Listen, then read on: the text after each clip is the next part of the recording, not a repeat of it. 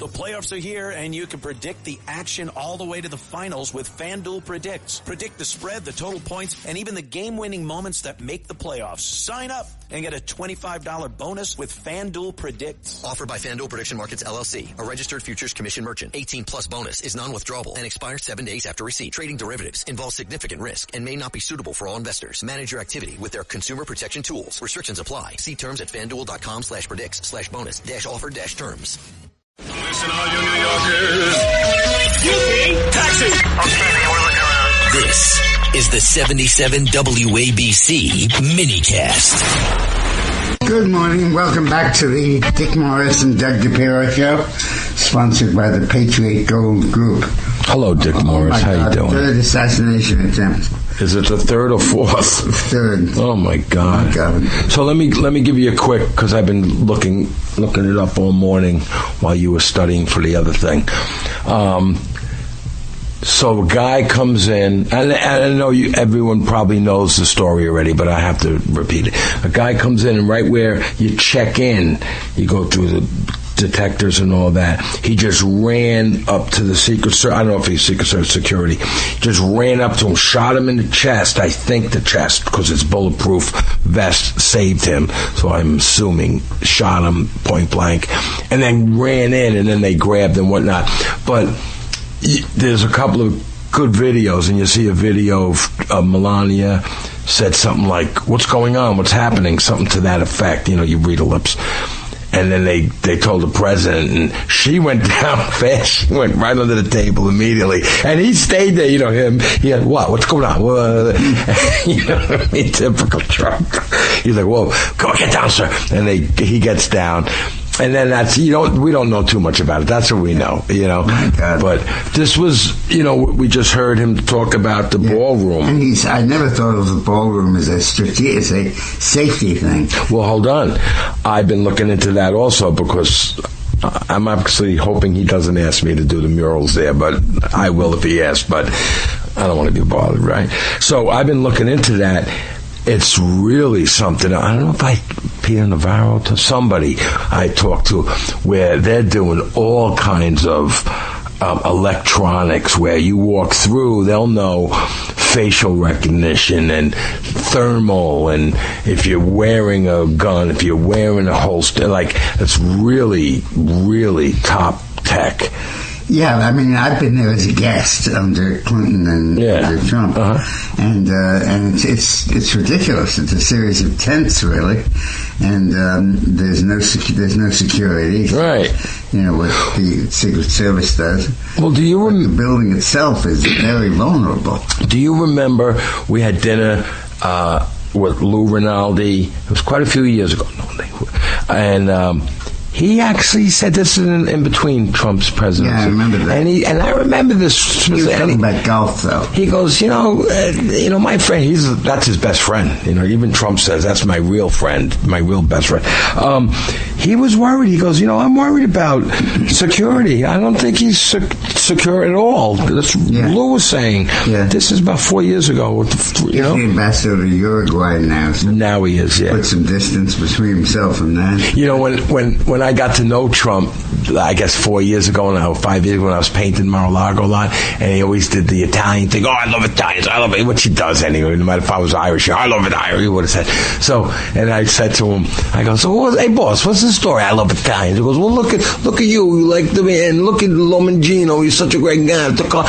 And Lou Rinaldi, he hits a hole in one all the time. I never seen someone hit so many hole in one. That's what he was talking about. How he hits the hole in one. Wow. So anyway, he's okay.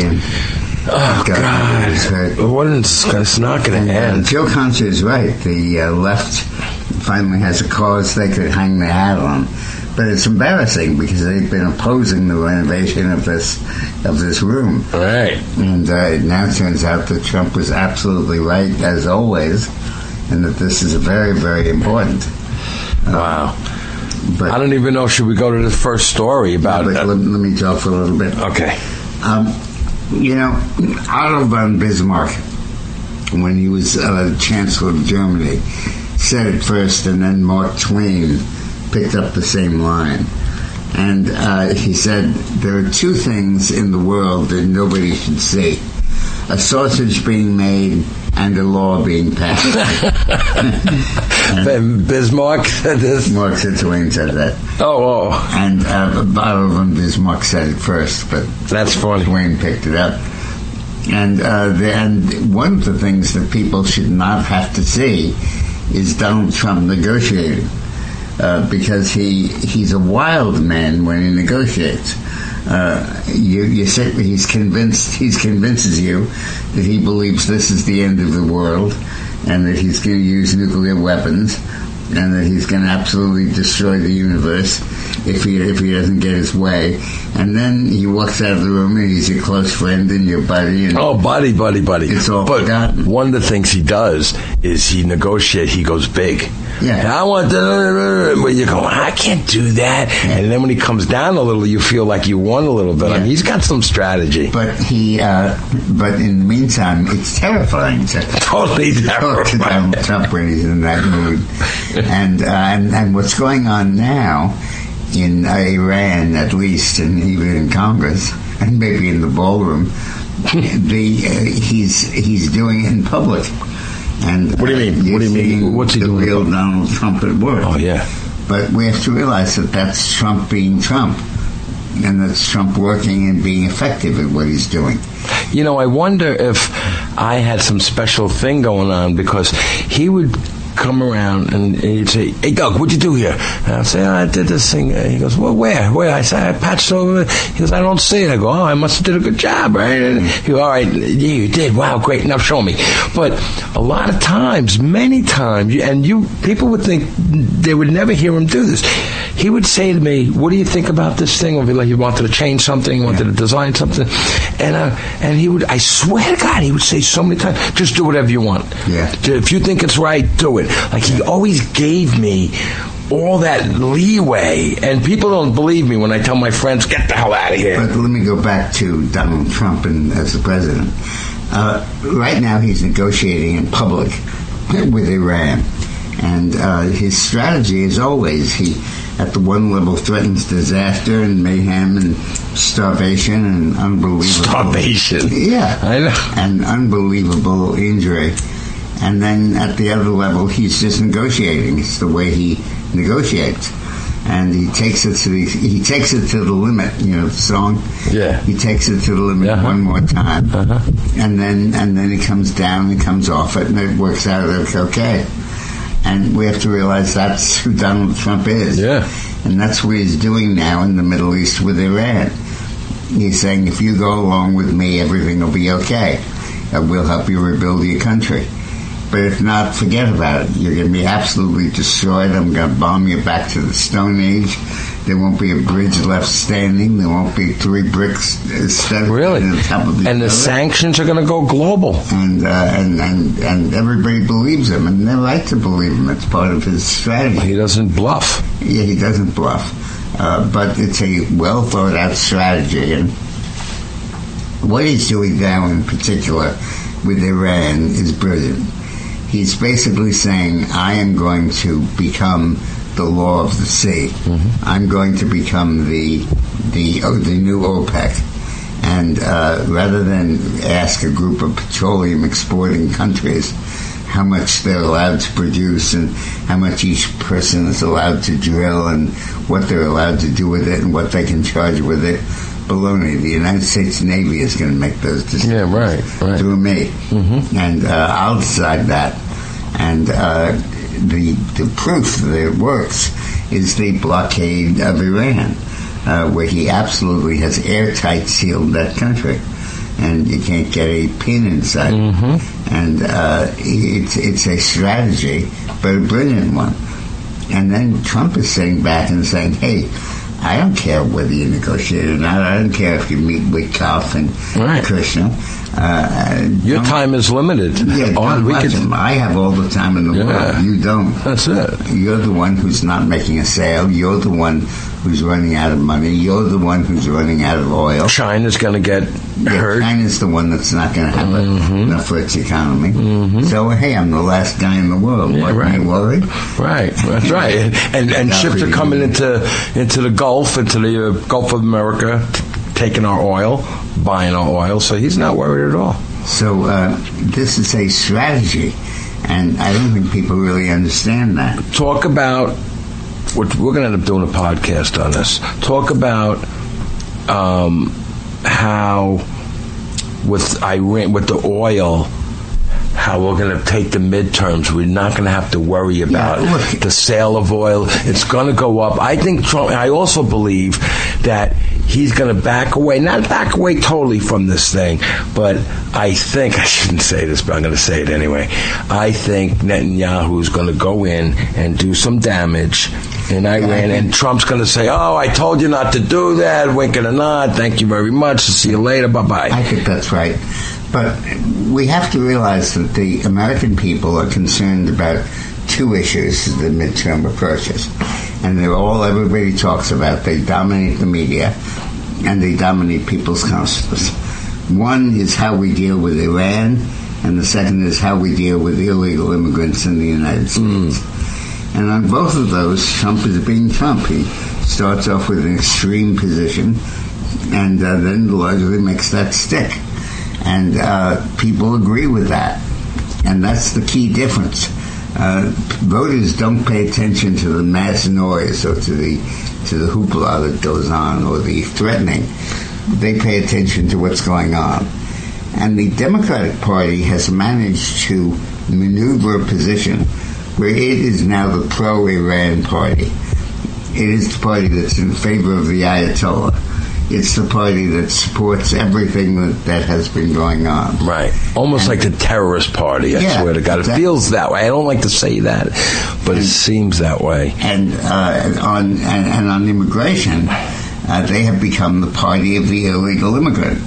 They become the people who will put closing the agency down, literally not giving it a penny to operate in a time of great national peril, because they want to be able to cut illegal immigrants some slack, and they don't want them to be treated roughly, and they don't want the enforcement to be total. And even with American people are not going to buy that. They don't agree with it. And as we get closer to the election, that difference between Trump and the Democrats on that issue, those two issues, become so stark and so basic that nobody can possibly ignore those.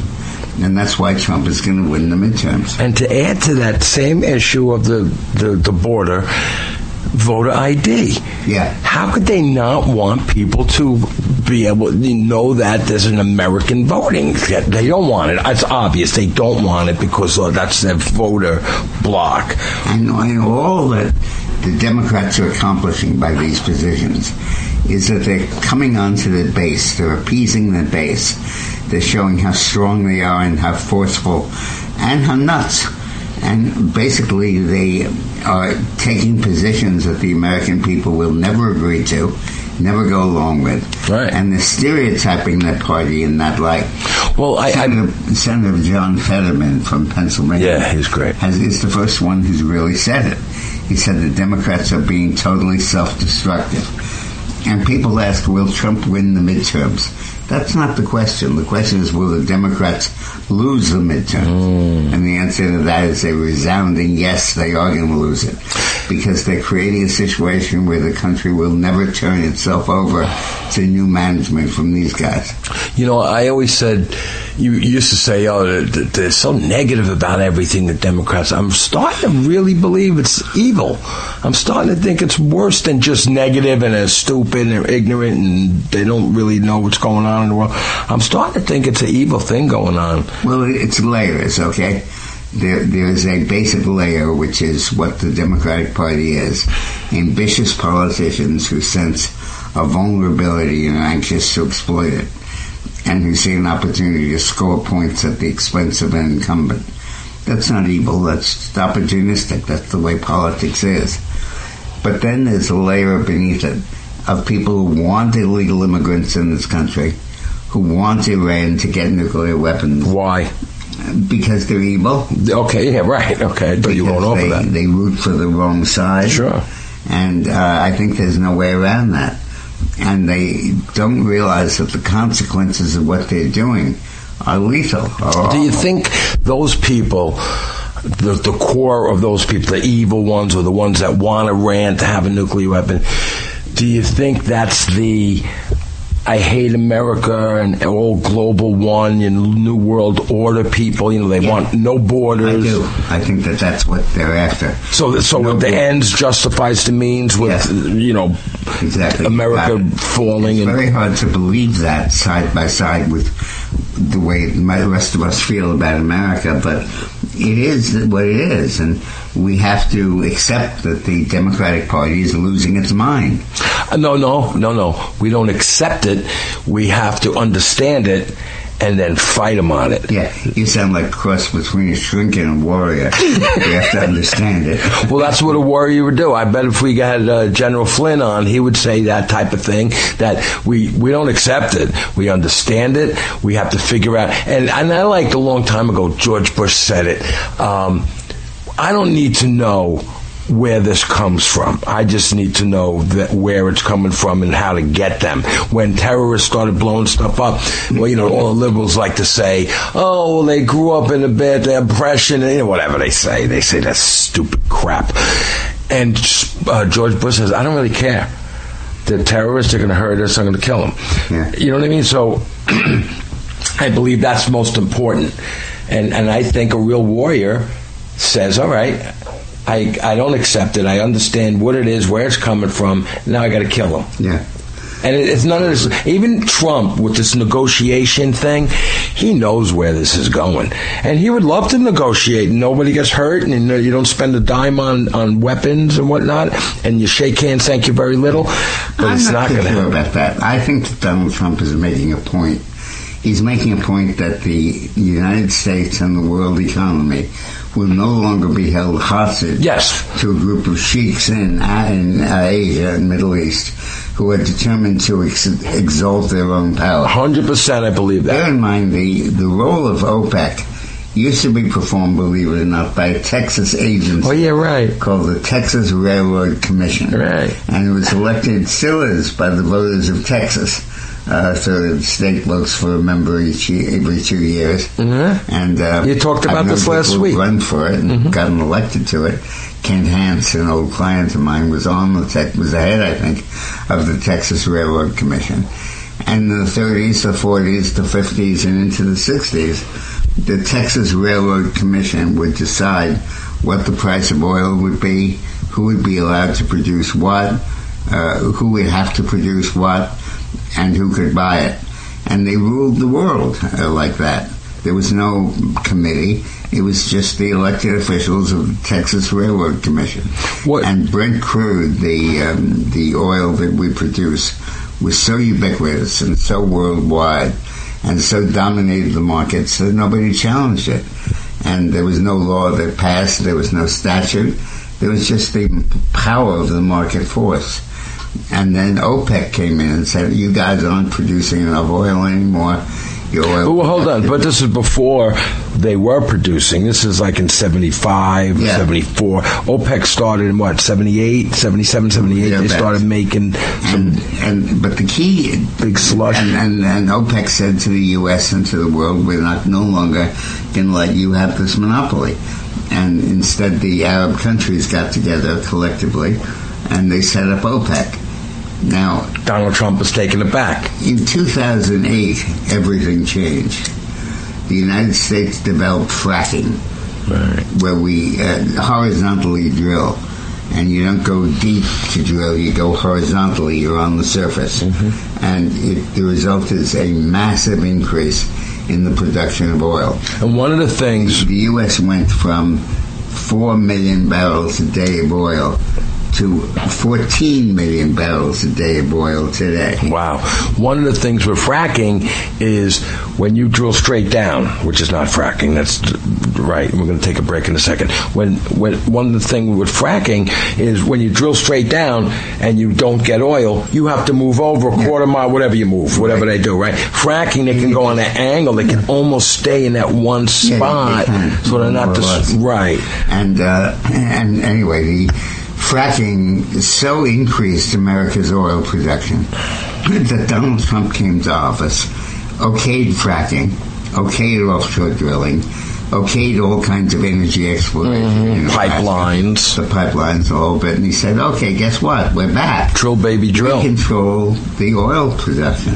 And we're going to make this decision, not the Railroad Commission, me, President. Right. And Iran said, no, you're not. We don't have that kind of power. And Trump said, yes, I do. I have exactly that kind of power. Wow. And if you don't believe it, I'm going to close down the straits. I'm going to embargo your oil. Nobody's going to be able to buy or sell a drop of Iranian oil. And I'm going to do that. And if you don't think I have the power to do it, just sit back and watch. I don't think anybody doubts him. And I don't think there's anyone in the world that doubts him. What Trump did was to demonstrate that to a point where everybody has to believe it. And it's the new rules of engagement, the new rules of the road. I'd like to continue this. We have to take a break. Yeah. Let's continue this. Okay, we're going to take a break.